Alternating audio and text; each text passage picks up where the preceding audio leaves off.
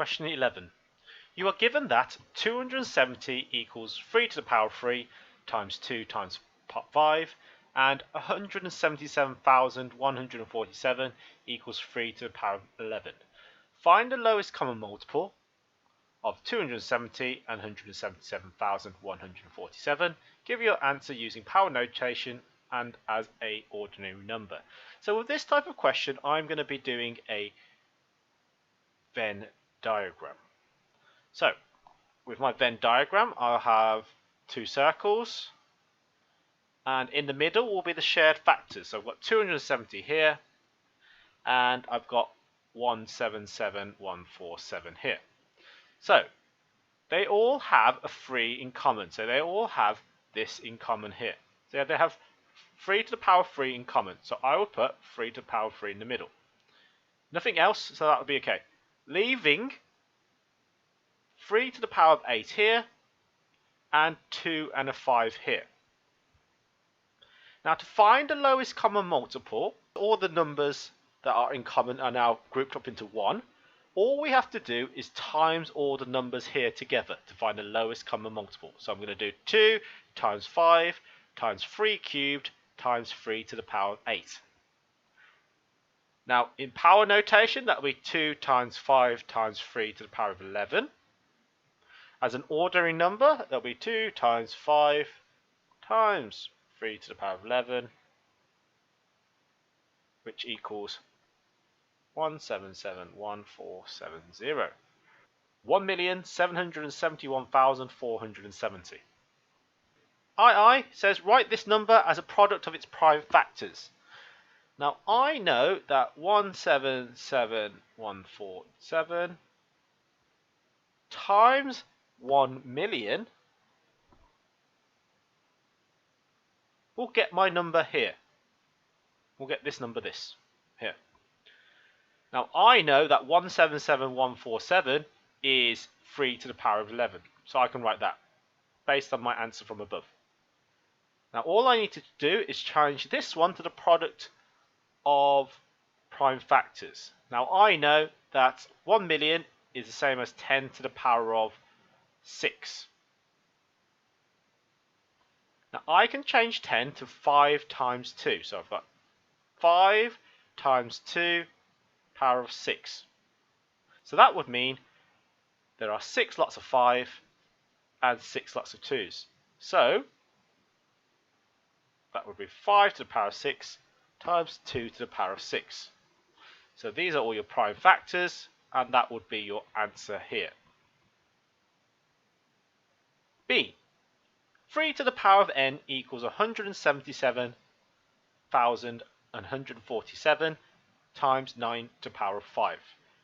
Find the value of n. So you need to make it 3 to the power of n. So first of all, I know that 3 to the power of n, okay, and I know that 177,147 can be written, same again, as 3 to the power of 11. So that's fine. Now it's only 3, so I need to make sure I change the 9 to a power of 3. So how can I change that? I can actually represent 9 as 3 to the power of 2. So I'll have that. Now a power over a power, you have to times the two numbers. So it will be 3 to the power of 11 times 3 to the power of 10. Then when you're timesing, you have to add them. So you get 3 to the power of 21. Compare the powers, n would therefore equal 21. So n equals 21. Question 12. Antonio rolls 2 fair 6-sided dice and calculates the difference between the scores. For example, if the two scores are 2 and 5 and 2, then the difference is 3. Complete the sample space diagram to show the possible outcomes from Antonio's dice. So if I complete this, this would be your completed sample space diagram. A sample space diagram is a list of all outcomes shown of the difference of dice 2 and 1. Now B.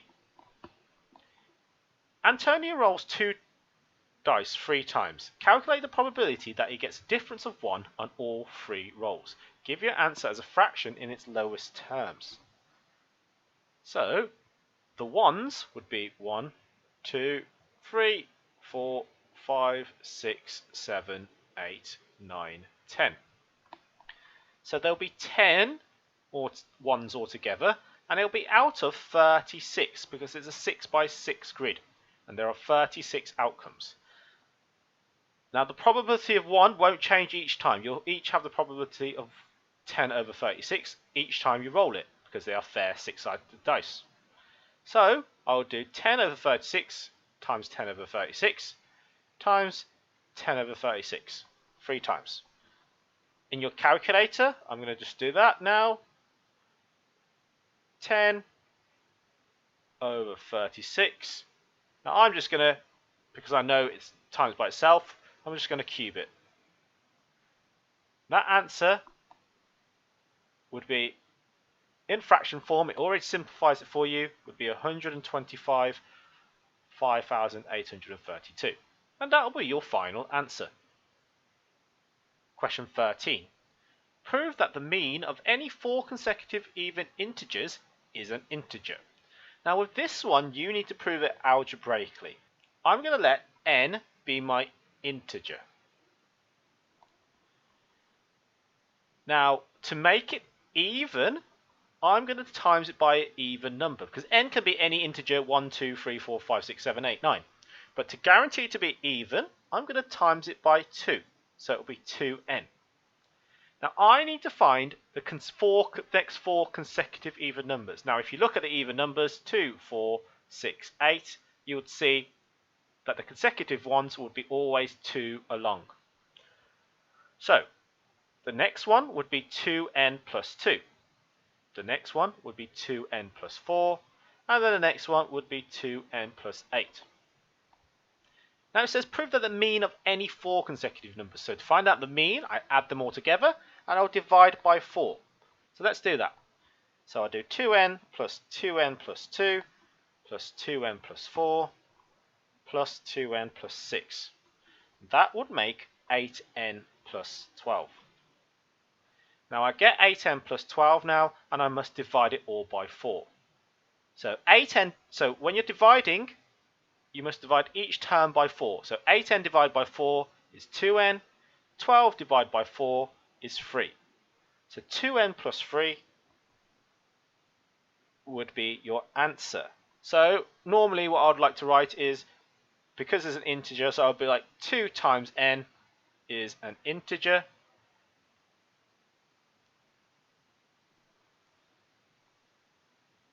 Two n plus 3 is also an integer. That will be your final answer. With these types of questions, you really should use algebra to prove it.